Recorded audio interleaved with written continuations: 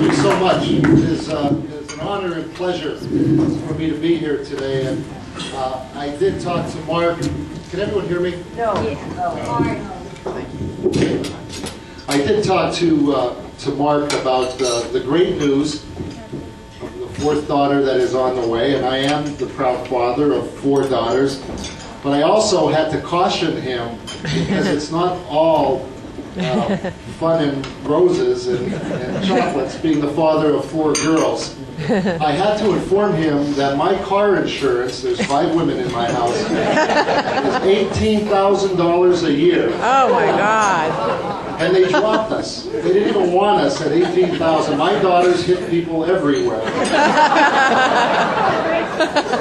My youngest, Hurricane Grace, I would usually I'd get a phone call from Grace and she'd say, "Well, Dad, bad news. I just rear-ended somebody at the mall, but don't worry, nobody's hurt, nobody's mad." I said, "Well, really, Grace, how about I'm mad? I'm glad everyone's having a good time there, but nobody wants to insure us." So I had to give Mark the heads up on that. I really am honored to be here today. Growing up, I never believed that I would be giving political speeches. I actually disliked politics very much. And poor Jackie has heard this a million times. She could probably give this speech for me, but I have full disclosure here. My father was the chairman of the City Democratic Party in Hazleton. No. That's out in the open here. I could move on. I didn't like politics. I wanted nothing to do with it. I wanted to play baseball. I was going to play professional baseball and play center field for the New York Yankees. That was my dream. That's what I wanted to do. But realistically, I had to go to college, and I was studying elementary education along with my wife, my new wife that I had, and it was while I was in college that I actually had an opportunity to pursue my dream. I received a letter from the Cincinnati Reds to try out for the Reds down in Tampa, Florida. And this was the break I needed. And I went to my father and talked to my dad and told him this is what I really wanted to do with my life, and convinced him that I should leave school and go pursue baseball. And it was at that time, really, that my father taught me a very valuable lesson, a lesson that I would still hold dear to my heart today. And that was, if there's something that you want in life, if there's something that you believe in, don't be afraid to do it.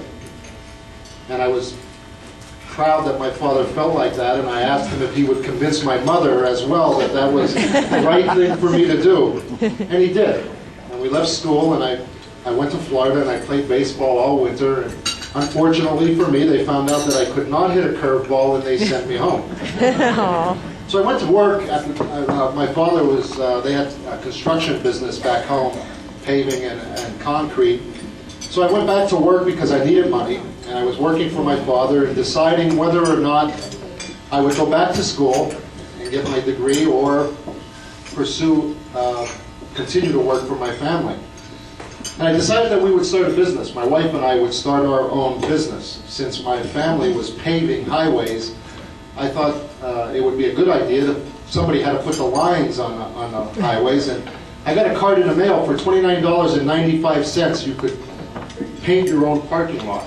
And that was within our budget, my wife and I, $30, so we started a business. Again, I went to my father and told him that I was leaving the family business, and again, he taught me that same lesson, that don't be afraid to stand up and do what you want to do. And I asked him to tell my mother that again, which he did. My wife and I started this business, and it was one of the greatest experiences that I have ever had. Within 5 years, this little business grew to be the largest of its kind in Pennsylvania. And when we sold the business, it was the 6th largest in the country in that industry. And it was at that time that I started paying more attention to politics. If you were from Hazleton, you would understand what I mean. Hazleton, when you told someone you were from Hazleton, they would usually tell a joke because of the politics of what was going on. But it wasn't funny for me. raising my family, we had 4 daughters, raising my family there, growing our business, I didn't find it funny what was happening. Businesses were leaving the city, and I realized that politics does matter. It was during that time that Ronald Reagan really caught my attention, and I just loved the way he governed. Ronald Reagan did not micromanage. He set direction and he let people do their job. And it was at that time that I became a Republican, and also my father did as well. But I decided that I would have to get involved in politics. If I was going to change what was happening, that I needed to get involved. So I did. I decided that I would run for mayor. This was a city that was 2-to-1 Democrats over Republicans. And the politicians in town told me that I could never win as a Republican, that I would have to switch parties if I wanted to get elected. And I refused to do that. And I won. I actually won by a 2-to-1 margin in a city that was 2-to-1 Democrats. And I ran for re-election, by the way, for my second term, and won by a 3-to-1 margin. And I'm on the ballot right now, and I received 94% of the vote in the primary. And the former mayor was running against me on the Democratic ticket, and I ran a write-in against him and beat him 2-to-1. People will vote.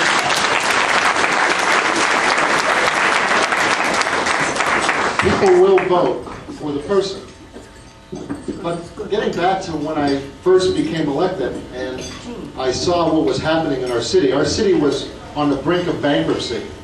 We had a $1.2 million budget deficit, and it was only a $6 million budget.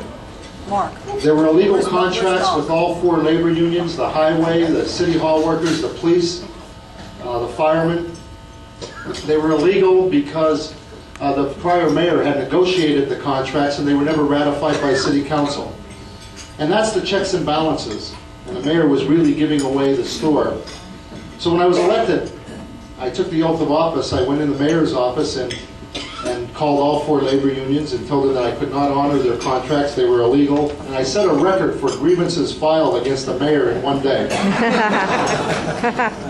I also opened up all the management jobs, and we advertised, and that was something that was never done in Hazleton before. They were usually given to friends and family. And I surrounded myself with what I felt was the best possible team that I could put together. And I asked the management that if we were going to ask the employees to take a pay freeze, that they would have to take a pay cut. They would have to take a 5% pay cut. And if they would take a 5% pay cut, I, as mayor, would take a 10% pay cut. And we would let the people of Hazleton know that this would not be business as usual in Hazleton. We were going to run this city like a business and pull it out of bankruptcy.